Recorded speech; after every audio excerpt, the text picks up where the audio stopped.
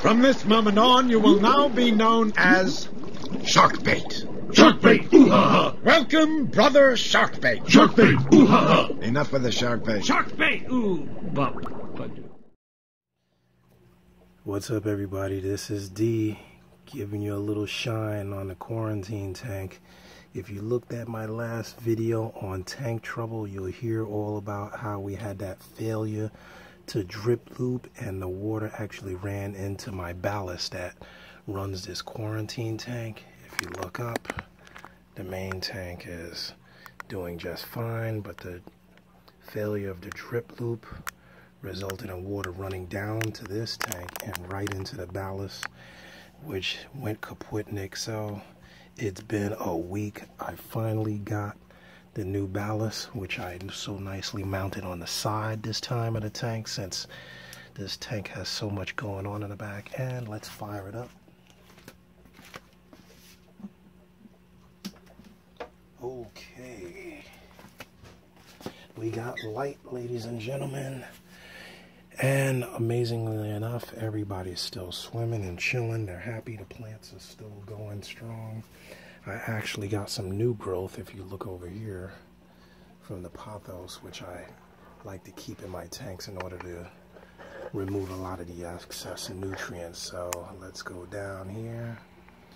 Everybody's still chilling. The last fish I put in here was that koi beta, which, oh, there he is. Wow. Now, okay, here's something interesting. The koi beta has gotten quite darker.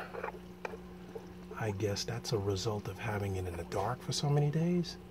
It looks kind of like a different fish. It used to be more white. Wow, interesting. So put that in the mental notebook. Keeping the fish in the dark for a couple of days results in obvious color change. This is really odd. So now the interesting thing will be, will I be able to get the color to lighten now that the lights are back on? I'm going to take the camera off the tripod for a minute so you can get a closer look.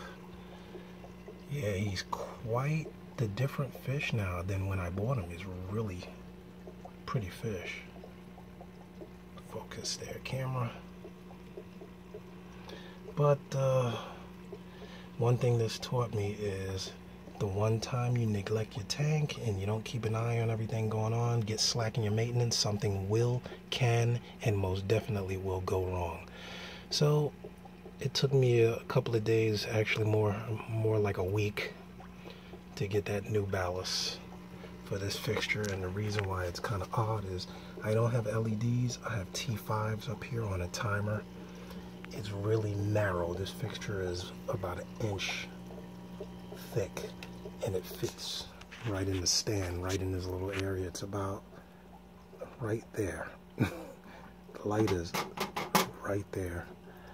So and as you can see, it has no problem growing plants without getting all fancy. Only thing running this is a little internal filter because it's more or less quarantine, and that's it. Even my little red is really darkened up. I should leave you guys in the dark more often. Java fern has grown up. The Anubias actually got taller. Really odd.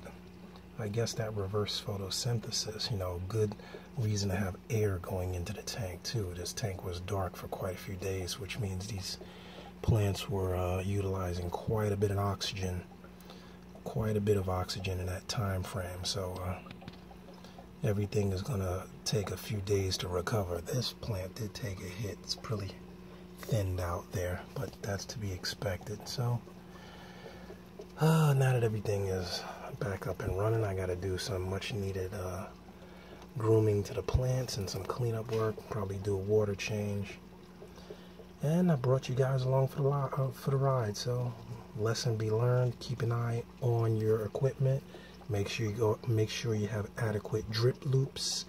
Even if you don't think there's any water or a possibility, make sure you have drip loops in all your lines. My ballast is outside now instead of behind the tank, pressed against the wall. It used to be right in there, and the water ran right off this ledge off the ledge and right into the ballast, which was there. So now my ballast is going to sit there outside, so nothing's going to run into the ballast anymore. Alright, and the tank is hot as a muffin, 85, and that's no joke. You don't believe it? Got Old Reliable here as a backup. Off the charts. It's hot. Everything is chilling. Fish are used to it. We go through this every summer. We go through the summer period. Do a lot more water changes to keep up with the, you know, they kick out a lot more CO2. They get a little bit stressed, and you got to keep up with the water changes, which also cools the water down for a bit of time. And everything adapts. These fish are pretty more durable than we think they are. After all, the ocean doesn't have an air conditioner, and neither does the lake. They have to migrate. If they can't migrate, they adapt. So I'm keeping much closer eye on the overflow of that aqua clear now. I cleared all the plants out here so we don't have a repeat of the overflow issue. And you do get a lot of burn from the plants growing right up to the light fixtures, so those I just removed manually. They grow back. Believe me, this plant is really, really durable. So until next time, this is D with an update. Let there be light. Everything is back up and running. Ah, that's the way I'm used to it. Signing off. Tank on, brothers. Tank on. See ya.